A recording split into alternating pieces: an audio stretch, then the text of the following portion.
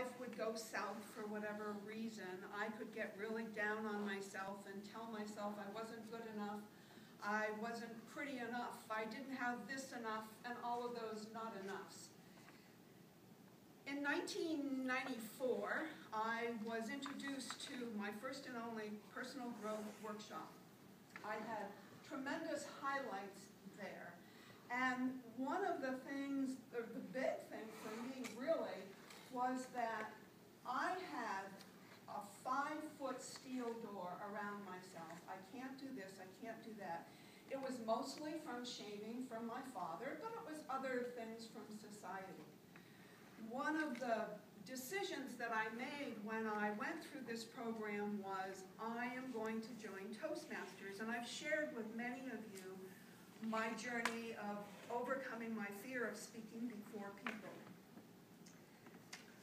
Part of this is also related to, at the time, I was reading Viktor Frankl's book, Man's Search for Meaning, and if you have not read it, I highly suggest it.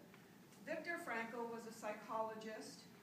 During the time of the concentration camps, he was in a concentration camp with all of the other thousands that went to their deaths in just such a horrible way. But Viktor Frankl wrote in this book, because he actually survived the concentration camps, he said, they can take away everything from us, but they cannot take away our mind. So when I read that, in combination with all of this stuff that I did in my personal growth workshop, I finally said, maybe I can do it. Maybe I can join Toastmasters. So that was 22 years ago, and here we are today. But one of the things that I learned in this personal growth workshop was about setting goals. And I won't ask the question, but I know that in January, when we have our first meeting of the year and we talk about goals, we were kind of split about half and half of how many of us set goals and how many don't. I, growing up, set goals, but my goals were always work-related. I had a very heavy, I guess it was really a blessing, a very heavy gift in being responsible for myself, not being a heavy weight on society. So my goal was always work-related.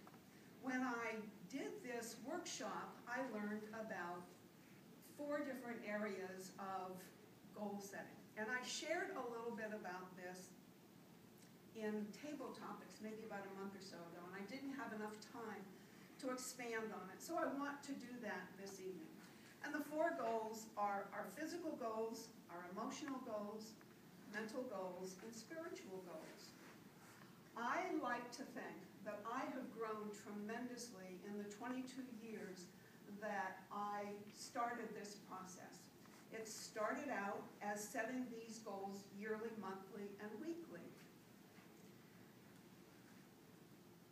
Actually, let me start with giving you just a little bit of information, because I don't want to hand this out. I want you to listen to what I have to say for the next 5 or 10 minutes, and then I will hand this out to you at the end of the meeting, or at the end of my presentation. A physical goal is anything to improve your health, appearance, energy, diet, fitness, calmness, or just to pamper yourself. So a goal could be, I think I'll treat myself to a manicure. I only do that once a year. That's a physical goal. It might sound like fluff, but you're taking care of yourself. An emotional goal is anything you can do to improve a relationship with someone. The catch is, it must be something they would like to do. So it could be calling a long-lost friend or relative. Presumably, they're going to enjoy hearing from you. We don't know that on the upside. And it can be going out to lunch with someone, any number of things. And I have a number of examples in here. Mental goals, anything that improve your self-esteem, knowledge, career, or prosperity. Reading a book if you're just a magazine writer, or maybe you want to start with a short story instead of a full-blown novel. It could be attending a seminar, joining Toastmasters. We all are mentally stimulated here in Toastmasters. Spiritual goals, anything that move you toward fulfillment of your life's purpose, making a difference, being of service to others, or improving your self-worth. It could be giving blood. It could be being an officer at Smooth Talkers. You're being of service. Being in service, anything that will get us beyond ourselves. Because, as Mike said, we definitely need to know who we are. We have to project who we are to be our best selves in the world, but we also have to get beyond ourselves and give to other people. So I started doing this back in 1994, a long, long time ago, but about 10 or 15 years or so ago, I came across this whole thing about gratitude. And I started doing my goals, but every night what I do is I write down one thing that I'm grateful for physically, one thing I'm grateful for emotionally, mentally, and spiritually. And on the way over here today, I thought, okay, I already know what my 4 goals are, the 4 things I'm going to write in my journal tonight. The first is physically, I went out with 6 people today, and I was the only one. I was so proud of myself. They all had these fantastic-looking breakfasts, and I had a salad because I want to lose some more weight. Emotionally, I have to share with you something that occurred about, about a month ago. I was having lunch with Nancy. We get together from time to time outside the club. And our dialogue went along. I don't remember how it evolved, but she said to me, I think you're an assertive speaker. You're not aggressive, but you're assertive. And I'm going to get emotional about this. I cannot tell you how much of an impact that had on me. Because up until I was 44 years old and I did this personal growth workshop, I was not asserting my voice to anybody. So for her to say to me, you now share your voice assertively, I tell people in all honesty what I'm thinking, that was a huge deal for me. So that's an emotional goal, or what I would write. Tonight, I had to laugh. When I pulled up into the parking lot, I went to reach for my purse. My purse wasn't there. I ran out of the house without my purse. And the best thing was, I didn't get down on myself. I just started laughing. I had a good little laugh for myself in the car. Because ordinarily, I would have gone negative. Jane, what's wrong with you? You're getting older. You can't remember anything anymore. So I just laughed about it. And spiritually, today, I spent 45 minutes reading a very old book that I'm just getting around to reading, A Return to Love by Marianne Williamson.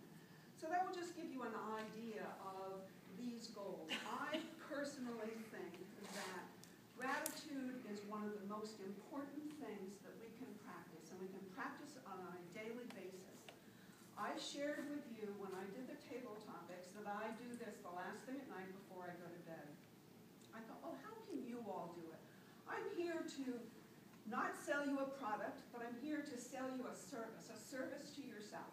And I think to get a little bit more happiness in your life, if you will adopt this, maybe you will get a little bit more. So Jane shared with us in a speech, it was an educational moment, that I didn't even realize that we all have on our phones this little voice recorder.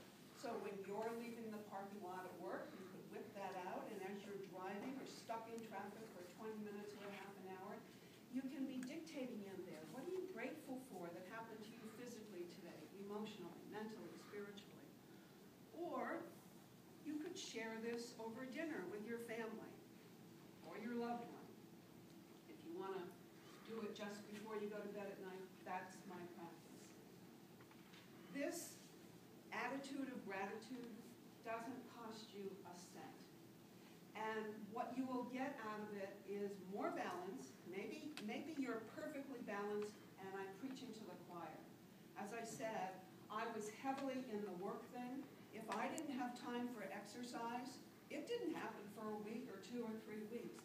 Work came first. Everything else was set aside. Practicing, just acknowledging, being aware of the good stuff that's going on.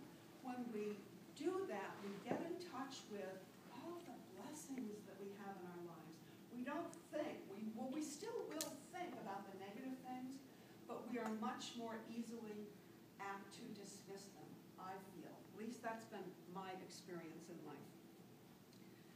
Abraham Lincoln, you know, Abe had some wonderful quotes, but he said, people are about as happy as they make up their minds to be. So my question for you is, do you want to buy this service? Do you want to be just